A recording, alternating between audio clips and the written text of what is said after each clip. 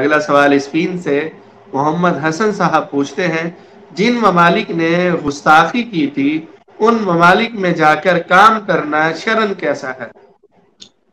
دیکھیں، غیر مسلم ممالک میں تو ویسے ہی جانا اور وہاں رہنا کوئی پسندیدہ بات نہیں ہے، اور آپ صلی اللہ علیہ وسلم نے فرمایا انا بریء ممن اقام بین اظہر المشرکین، جو آدمی مشرک اور کافر لوگوں کے درمیان رہتا ہے میں اس سے بری ہوں۔ تو عام حالات میں تو ویسے ہی غیر مسلم ملکوں میں مستقل رہائش اختیار کرنا مناسب نہیں ہے، لیکن آج کل جس طریقے سے دنیا کے حالات ہو گئے ہیں کہ مسلم ممالک میں بعض اوقات لوگوں کو روزگار نہیں ملتا یا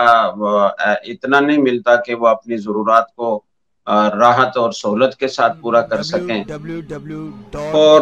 اس کے علاوہ بھی کئی اسباب ہیں۔ پھر غیر مسلم ملکوں میں اب بہت بڑی تعداد مسلمانوں کی بھی آباد ہے، تو وہاں اگر نیک لوگ اور صلحاء بالکل نہ جائیں تو وہاں کے مسلمانوں کی دینی ضرورات پوری ہونا مشکل ہوگا اور وہ دین سے اور زیادہ دور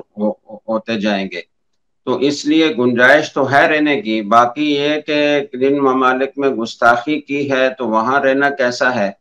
تو اس میں کوئی شک نہیں ہے کہ غیرت اور حمیت کا تقاضا تو یہی ہے کہ وہاں نہ رہا جائے،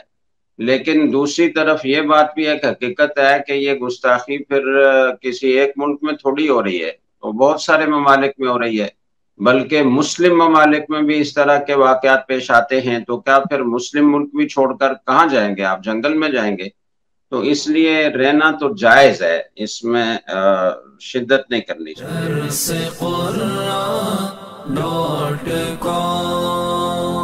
www.darsequran.com